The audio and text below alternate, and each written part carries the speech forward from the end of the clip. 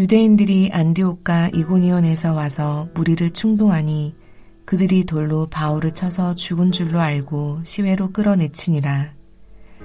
제자들이 둘러섰을 때에 바울이 일어나 그 성에 들어갔다가 이튿날 바나바와 함께 더베로 가서 복음을 그 성에서 전하여 많은 사람을 제자로 삼고 루스드라와 이고니온과 안디옥으로 들어가서 제자들의 마음을 굳게 하여 이 믿음에 머물러 있으라 권하고 또 우리가 하나님의 나라에 들어가려면 많은 환난을 겪어야 할 것이라 하고 각 교회에서 장로들이 택하여 금식 기도하며 그들이 믿는 주께 그들을 위탁하고 비시디아 가운데로 지나서 밤빌리아에 이르러 말씀을 버가에서 전하고 아달리아로 내려가서 거기서 배 타고 안디옥에 이르니 이곳은 두 사도가 이룬 그 일을 위하여 전에 하나님의 은혜에 부탁하던 곳이라. 그들이 이르러 교회를 모아 하나님이 함께 행하신 모든 일과 이방인들에게 믿음의 문을 여신 것을 보고하고 제자들과 함께 오래 있으니라.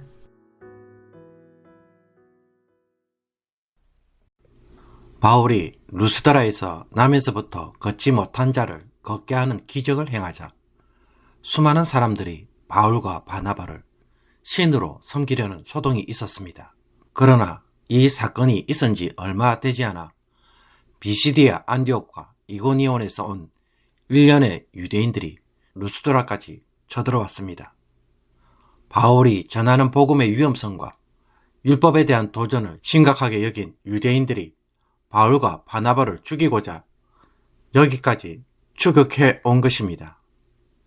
이고니온에서 순종치 않은 유대인들이 바울을 돌로 쳐서 죽이려고 음모를 꾸몄지만 이것을 미리 알았던 두 사람이 루스드라로 피신하는 바람에 실행에 옮기지 못했던 것입니다. 이에 유대인들은 루스드라까지 몰려와서 결국은 루스드라 사람들을 선동하여 바울을 돌로 치고는 그가 죽은 줄 알고 성 밖으로 끌어내 버리고 갑니다. 유대인들이 이와 같은 일을 할 때 한때 바울과 바나바를 신으로 추앙했던 사람들은 어떤 반응을 하였습니까? 돌에 맞아 끌려가는 바울을 보기만 할 뿐 그 어느 누구도 그를 보호해 주지 않았습니다. 도리어 유대인들의 충동에 휩쓸려 돌을 던지는 일에 참여했습니다.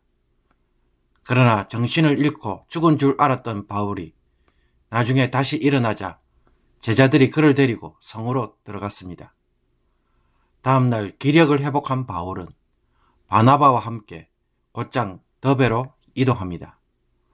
루스드라에서 더베까지는 약 60km나 떨어진 곳입니다.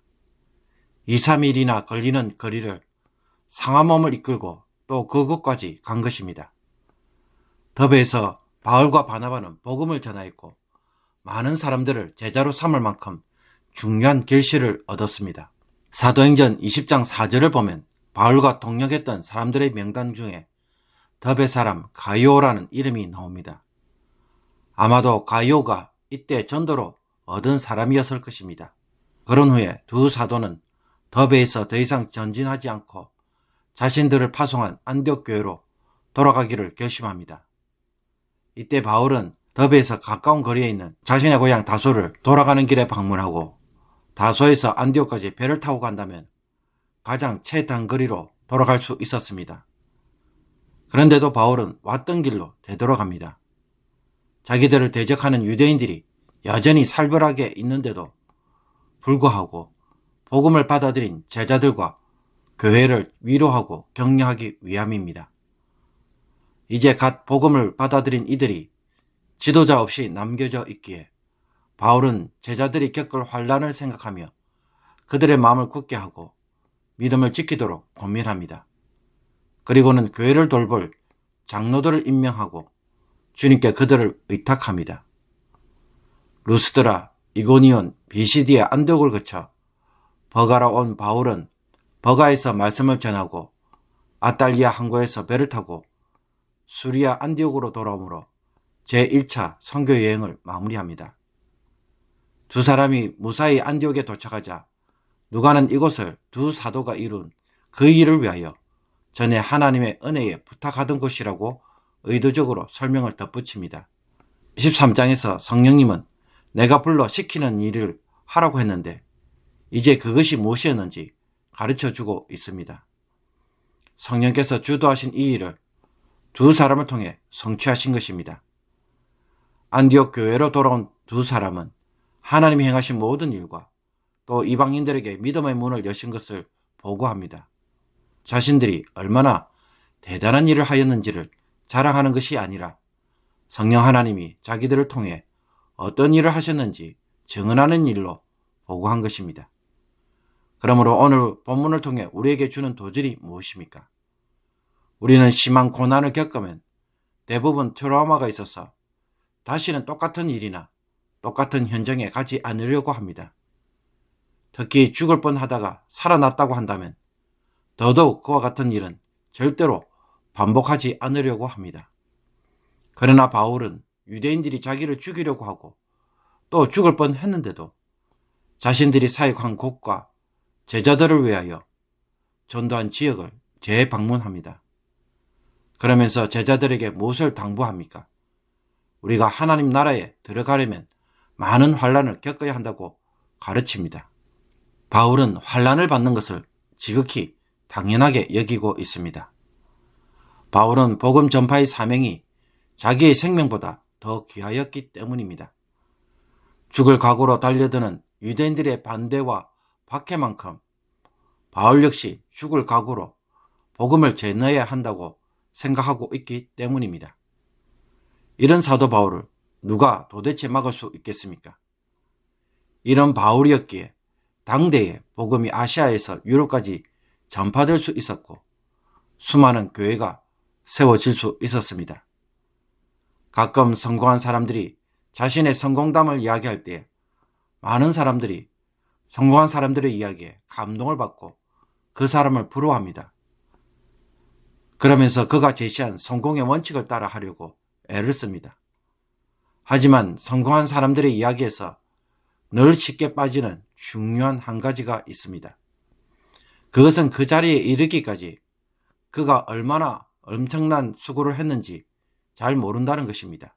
그리고 성공에 이르기까지 정말 포기하고 싶은 수많은 번민의 밤이 있었다는 것 역시 잘 모릅니다. 우리 주변에 성공한 사람들이 얼마나 되는지 한번 살펴보십시오. 별로 없습니다. 이것이 무엇을 말합니까? 성공하는 방법을 몰라서, 자본이 없어서, 기술이 없어서 그렇게 되었겠습니까? 죽을 정도로 하지 않았기 때문입니다. 어떤 사람이 이런 말을 합니다. 아무것도 하지 않으면 아무것도 얻을 수가 없습니다. 그래서 내가 바뀌지 않으면 아무것도 바뀌지 않습니다. 돌에 맞아 만신창이가 되었어도 바울은 루스드라 성에 들어가서 하룻밤 묵고 더베로 떠났습니다. 그 이유가 무엇일까요? 루스드라에 있는 제자들을 위로하고 격려하기 위해서입니다. 여러분, 많은 환난을 받을 것을 각오하면 모든 일이 쉬워지고 트라우마도 극복이 됩니다. 이런 바울을 보았기에 루스드라의 제자들도 든든하게 설 수가 있었습니다. 그러므로 오늘 말씀을 묵상하면서 이런 상상을 해보기를 바랍니다. 고난을 두려워하지 않는 교회가 된다면 과연 어떤 일이 일어날까요? 고난과 적극적으로 싸우면서 살아가겠다고 결심하는 성도라고 한다면 과연 그의 삶은 어떻게 될까요?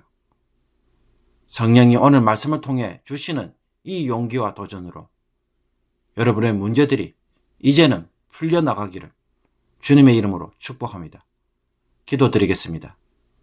주님, 헌신의 한계를 정해놓고 그 이상의 고난이 오면 속절없이 무너지고 포기하는 성도가 되지 않게 하여 주옵소서. 바울처럼 돌에 맞아 죽어도 살아있으면 또 복음을 전하는 사명이 저희들의 마음에 있게 하여 주옵소서. 저희들을 통하여 가정이 변화되고 교회가 변화되는 역사가 이제는 일어나게 하옵소서. 아무것도 하지 않았기에 아무 일도 일어나고 있지 않는지 다시 한번 바울을 통해 우리 자신을 되돌아보게 하여 주시며 생명을 바쳐 이루어야 할 사명이 저희들의 마음에 다시 한번 불타오르게 하여 주옵소서. 주를 향한 우리의 열정을 다시 회복시켜 주옵소서. 예수 그리스도의 이름으로 기도하옵나이다. 아멘.